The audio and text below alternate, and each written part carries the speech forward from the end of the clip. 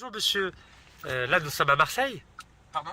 Nous sommes à Marseille. Oui, tout à fait, oui. Oui, oui, D'accord. Et qui vous êtes en deux mots? Parce que je crois que vous êtes un taxi, mais vous étiez quoi Alors, avant? je suis effectivement taxi, mais je suis avant tout retraité militaire, où j'ai fait une carrière militaire de 34 ans, où j'ai pu servir de nombreuses fois en Afrique. Je suis arrivé ici en 2005, mais en tant que militaire. Ensuite, je suis parti en Afrique. Mais où ça en Afrique? Alors, l'Afrique, ma dernière mission, c'était en Côte d'Ivoire, où j'étais le responsable financier d'opération. Oui. Sinon, j'ai eu l'occasion de servir dans le désert du Sahara occidental. Où ça exactement? Au sein de la MINURSO. C'était à Tifariti. Tifariti, qui n'est pas très loin de Smara. Smara, c'était le quartier, le PC du quartier, le PC Nord. Il y avait un PC Sud, un PC Nord et un PC qui était à l'Aïn. Alors c'est côté marocain, côté Alors, mauritanien ou côté algérien? Non. Non, il y avait deux côtés à cette époque-là, c'était en 1997. La Mauritanie s'était retirée parce qu'elle n'avait pas les moyens financiers suffisants pour pouvoir soutenir une guerre de longue haleine. Donc restait le Front Polisario soutenu par l'Algérie et les Marocains qui se battent pour cette bande de terrain qui a été, entre guillemets, abandonnée par les Espagnols. Donc les Marocains ont construit un mur de 2000 km de long qui va du sud-ouest de l'Algérie jusqu'en Mauritanie. Et c'était légal ça? Donc ça n'est pas reconnu de façon internationale. Non, pour l'instant ça n'est pas reconnu. Donc vous étiez dans la force de Donc MINURSO. j'étais côté Polisario en tant qu'onusien, en tant qu'observateur militaire. Mais est-ce que vous défendiez plutôt le Polisario ou le On ne Maroc? défendait personne, on était là pour observer. C'est-à-dire que le cessez-le-feu avait été signé entre le Front Polisario et les Marocains. En quelle année? Ça c'était en 1997, mais le cessez-le-feu avait été signé en 1994. Très bien. Et que disait ce cessez-le-feu? Pardon? Que disait ce cessez-le-feu? Qu'est-ce qu'il impliquait sur le terrain? Alors le cessez-le-feu porte bien son nom, c'était interdiction de s'instruire, interdiction de tirer, interdiction de déplacer des armes lourdes, interdiction de mouvement de troupes. Voilà. Et Donc, politiquement, quel était le gain politique et pour le Polisario et pour le Maroc? ce qui permettait de pouvoir organiser un référendum. Est-ce qu'il a été organisé? Ils ont essayé de l'organiser, donc ça c'était la partie civile de la mission. Moi j'étais là dans la partie militaire. C'est-à-dire? La partie civile je ne la connais pas très bien. Et la partie mais militaire? La partie militaire, on était là pour observer le cessez-le-feu. Vous étiez combien? Pardon? Vous étiez combien de personnes? Combien de soldats? Nous on était 20. On était tous officiers. Tous français? On était tous, non pas tous français, tous de nationalités différentes. D'accord.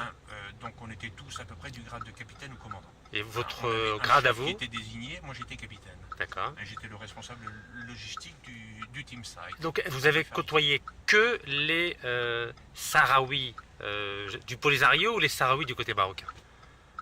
Je sur n'ai place. côtoyé que les Sahraouis côté Polisario. Donc côté algérien?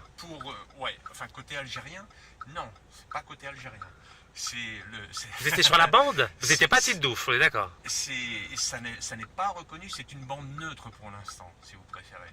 Ça n'appartient pas à l'Algérie. Donc vous étiez sur la bande qui est de l'autre côté du mur qu'a construit le Maroc. Voilà, tout à fait. Est-ce qu'il y a des habitations là-bas? Les habitations ont été détruites par la guerre. Nous personnellement, on avait affaire à des unités qui vivaient dans la montagne. Donc combien de gens vivent sur cette bande-là de l'autre côté du mur marocain? À peu près. Ce sont des nomades. Donc très peu. J'ai pas d'effectifs à pouvoir vous donner. D'une part, c'est en 1997. On est quand même en 2017. Moi, ce qui m'intéresse, c'est en 97. Combien il y avait de gens à peu près de l'autre côté du mur? Vous, par exemple, en 2 ans, vous en avez rencontré combien à peu près? Je sais pas, peut-être. Mais c'était à peu près, juste pour avoir une idée. On en a peut-être rencontré 500 des personnes. D'accord, très bien. Mais c'était relativement fermé. Après, on se déplaçait de temps en temps en Mauritanie. On partait en mission pendant 3 jours sur le terrain. Pourquoi la Mauritanie? Pourquoi en Mauritanie? En Mauritanie, c'était pour pouvoir, au cas où ça se passe mal, pour avoir un chemin de repli. Voilà, pour nous personnellement. Et la frontière mauritanienne est à combien de kilomètres à peu près? Reconnaissance de lieux où peut se poser un avion militaire, etc., etc. Et la frontière mauritanienne est à combien de kilomètres de là où vous étiez? Ça représentait au moins 800 km. Oui, donc c'est pas si près. Ah non. Et l'Algérie, combien de kilomètres? C'était pas tout près. On n'était pas très loin de Tindouf. On était peut-être à 200 km de Tindouf. D'accord. Et à combien du Maroc? La frontière. Alors, le Maroc, le mur ou... On va dire les deux. Commençons par le mur. À combien du mur? Le mur, on était peut-être à 200 km aussi.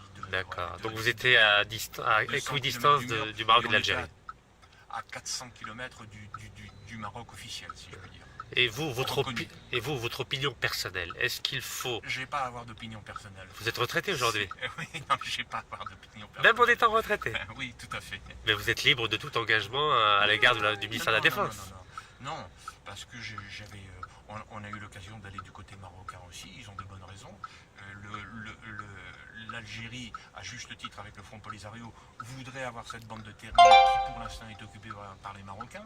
Hein, mais ce qui Et ferait pourquoi que l'Algérie se mêle de cette Les affaire? Marocains seraient entourés par les Algériens, hein, c'est-à-dire que les Algériens auraient une ouverture sur la Méditerranée et une ouverture sur l'Atlantique. Et Parce pourquoi que- les Algériens se mêlent de cette affaire? Pardon? Pourquoi les Algériens se mêlent de cette affaire? Alors là, ça doit remonter un peu à la nuit des temps aussi. Hein, D'après ce vous, genre de- d'après ce genre vous. de choses. Hein, de la même façon, les Marocains avec cette fameuse marche verte. Hein, Et vous, d'après vous, pourquoi l'Algérie se mêle du dossier du Polisario? parce en qu'il y tant a que des choses Français. à récupérer, il y a des mines.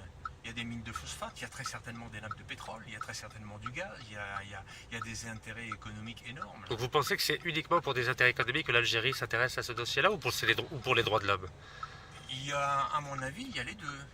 Il y a d'une part, pour ce que je vous ai expliqué, pour que l'Algérie puisse avoir une ouverture à la fois sur l'Atlantique et une ouverture sur la Méditerranée, ce qui ferait que le Maroc, eh ben, à ce moment-là, serait enclavé au milieu de l'Algérie, pratiquement, hein, ce que les Marocains ne veulent surtout pas.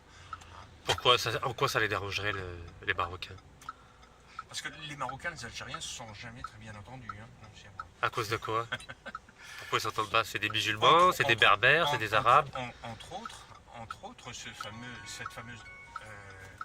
ah, entre autres pour cette fameuse raison, parce que c'est un problème qui dure depuis quelques dizaines d'années quand même. C'est bien que les Marocains ont étanchéifié leurs frontières. À ma connaissance, entre l'Algérie et le Maroc, il n'y a pas de frontières routières. Elles sont fermées. On ne peut y aller qu'en avion. Ou éventuellement en bateau. Et est-ce qu'il y avait des soldats américains au Maroc? Oui. Mon patron, c'était un commandant américain. Il y avait des Chinois, il y avait des Russes, Uruguayens. Il y avait Vous parlez de de la Minurso. de la Minurso, d'accord, Oui. très bien. Donc le patron de la Minurso en 97 était Non. américain. Mon patron à De moi, votre section à du vous. site dans lequel j'étais, était un Américain. Mais ça tournait relativement régulièrement. Ça pouvait très bien être un Français, ça pouvait être un Chinois, ça pouvait être un Égyptien. Ça voilà. peut pas être un Algérien ou un Marocain.